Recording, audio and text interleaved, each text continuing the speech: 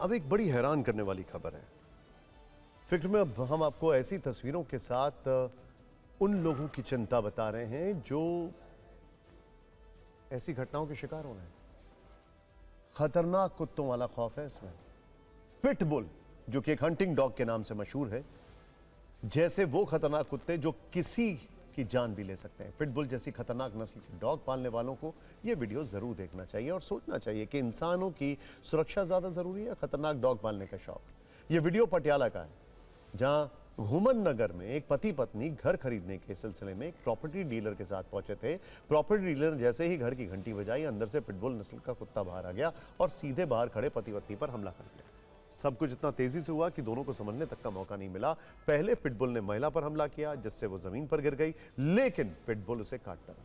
जब पति ने उसे बचाने की कोशिश की तो खतरनाक डॉग ने उस पर भी हमला कर दिया, जिसके बाद एक महिला घर से बाहर आई और कुत्ते पर डंडे बरसाने शुरू कर दिए। इस दौरान 5 से 6 और लोग डंडे लेकर पहुंचे। सबने पिटबुल को करीब 40 से 50 डंडे मारे। इसके बाद ही उसने दोनों को छोड़ा, लेकिन तब तक वो 25 से 26 बार दोनों को काट चुका था।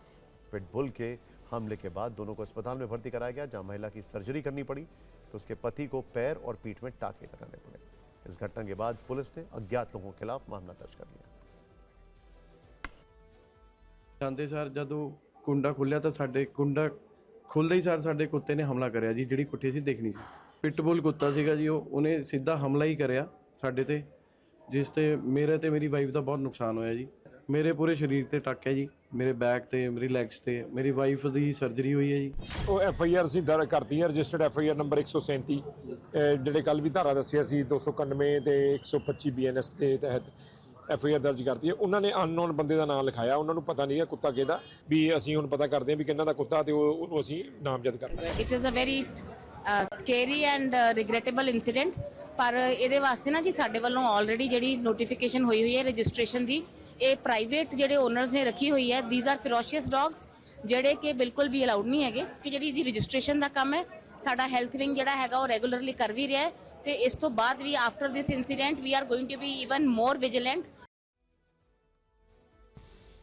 Shocking report. पटियाला से आई पिटबुल डॉग के अटैक की तस्वीरें सिर्फ डराने वाली नहीं है, बल्कि कई गंभीर सवाल भी खड़े करती हैं। पहला सवाल तो यह है कि जो पिटबुल इतना खतरनाक है उसे घर में पालने की जिद क्या है, क्योंकि ट्रेडिशनली इसका इस्तेमाल डॉग फाइटिंग और चेज करने के लिए और जंगलों में होता था। ऐसे डॉग्स को पालने के लिए क्या रजिस्ट्रेशन, नियम और निगरानी जरूरी नहीं है? डॉग रखना शौक हो सकता है, लेकिन लोगों की सुरक्षा कितनी है, जिम्मेदारी किसकी है?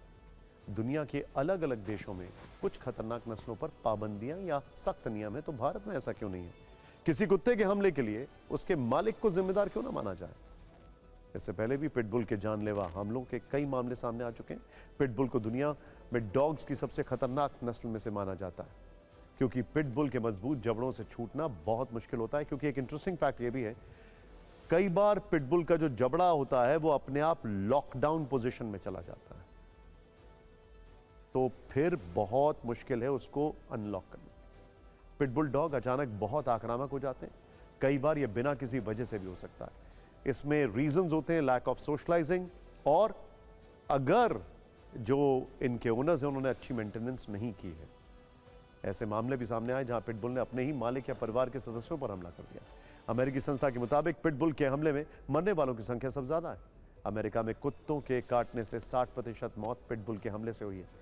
यूरोप के कई देशों में पिटबुल या दूसरे खतरनाक डॉग्स पालने पर प्रतिबंध या कड़े नियम है। भारत में भी कुछ शहरों और स्थानीय निकायों ने सख्त नियम लागू किए। नोएडा, गाजियाबाद और चंडीगढ़ में पिटबुल को लेकर स्थानीय स्तर पर प्रतिबंध है। खैर,